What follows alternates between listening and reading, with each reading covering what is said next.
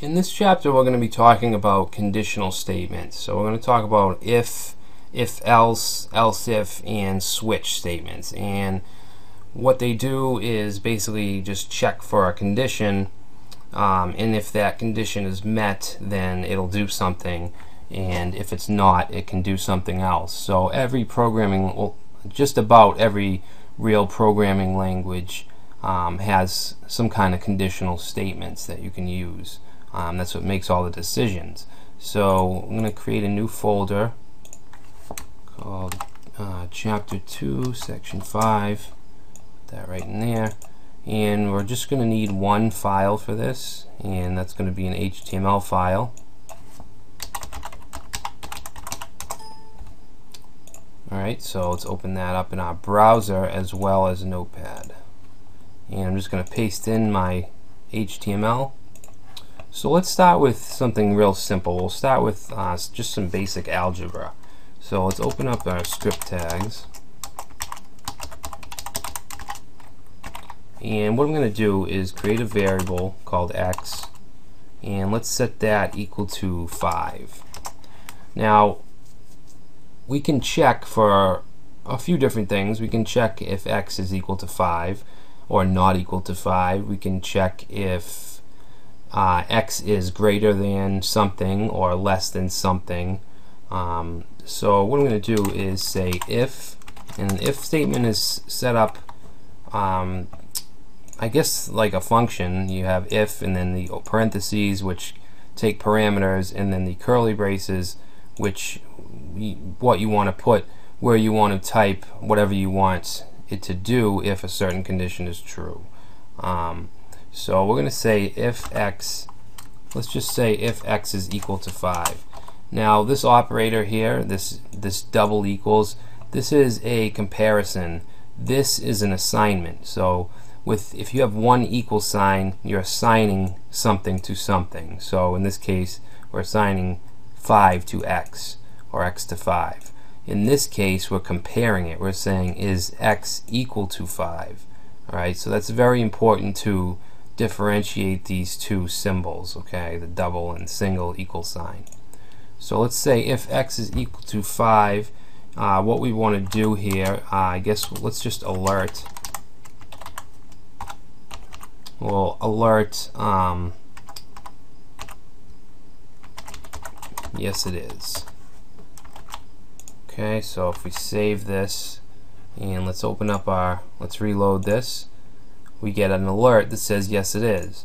So let's change the value of x. Let's change it to 4 and save. If we reload, it doesn't do anything. Alright, so we can set this up so that it does do something using an else statement. So we can say else, and then we want to open up some curly braces, and inside that we put what we want if it's not true. So let's say alert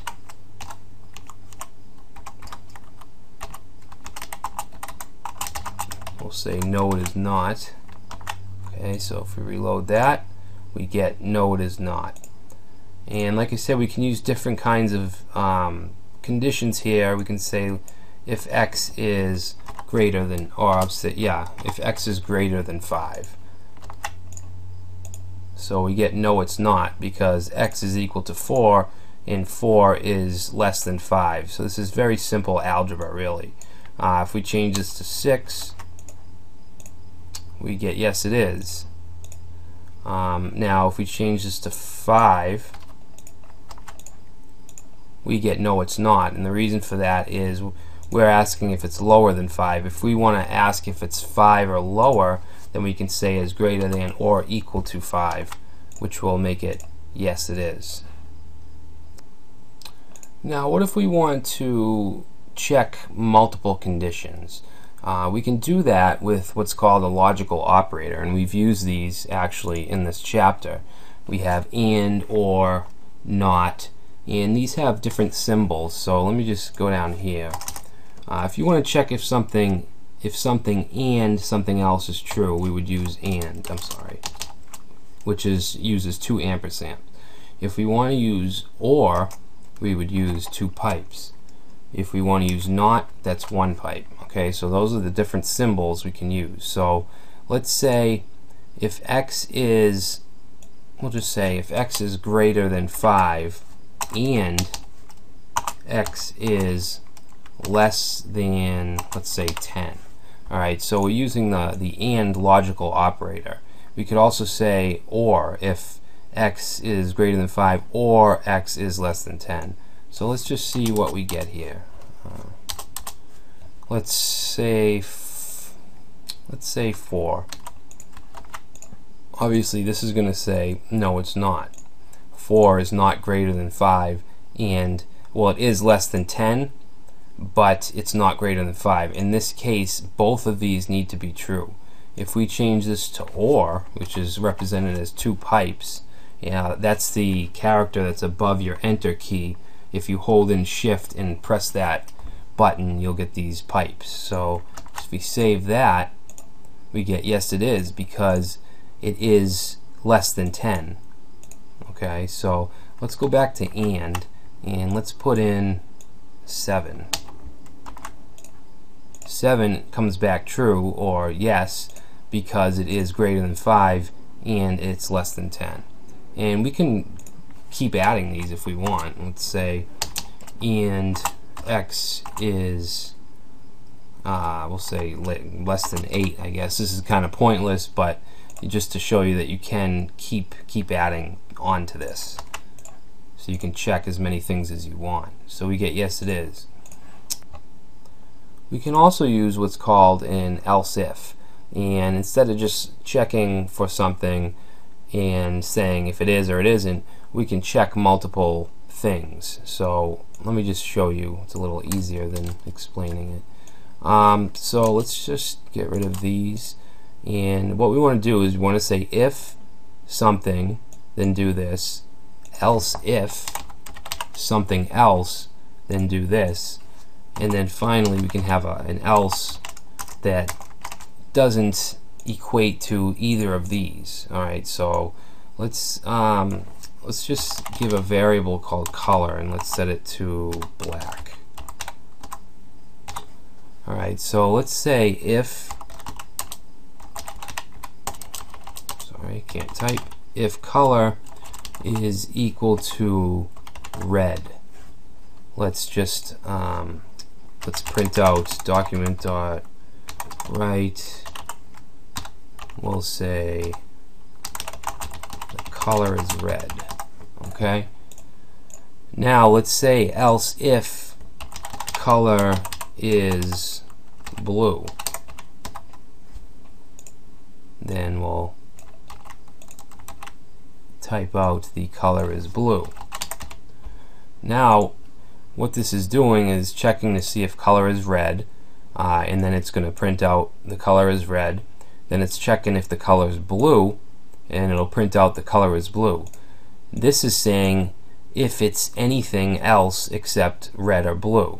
Alright, so we can, let's just do document.write the color is not red or blue. Alright, so it's very simple logic. So if we save this, if we keep it on black, if we keep the color black, let's see what's going on here. Unexpected token. I'm sorry, I get mixed up because in some languages we can keep the else if together like this. In JavaScript this needs to be separate. So save that. So we get the color is not red or blue. So if we change this to red, I'm sure you know what's going to happen. It tells us the color is red. Alright, so that's how you do an else if. Now you can keep tagging these on, these else ifs, as many as you want. So there's no limit to the comparisons you can have. So that's it for if statements. That's pretty much the gist of it. The next thing I want to talk about is switch statements, and which basically do the same thing. So let's get rid of all this, and what we're going to do, let's set a variable x equal to 4. Alright, so what we want to do is say switch, and then inside the parentheses we want to put whatever it is we're testing. In this case it's going to be X, and then we just want to open some parentheses, curly braces, just like an if statement. And we're going to use something called cases. So we're going to say if the case of X being 2, and then we want to put a colon, then we want to, let's document.write, and we'll write out excuse me, we'll just write out X is 2. Alright, so underneath that we need to put a break, because if that's true then we want to break out of this statement. Okay, so let's add another case before we test it out. So let's say case if X is 5, and we want to do the same thing, except we want to print out that it's 5. Alright, so if we save this, if X is equal to 4, it's not going to do anything. Let's change it to 2, and we get X is 2. Now let's change it back to 4. Now let's say we want a default behavior, just like the last else in an ElseIf statement. We can use default. So let's document write X is not 2 or 5. So that'll be the default. So save that, and we get X is not 2 or 5. So you can see we can do the exact same thing with an if-else statement as we can with a switch. The last thing I want to do is actually paste in a switch. Nice snippets.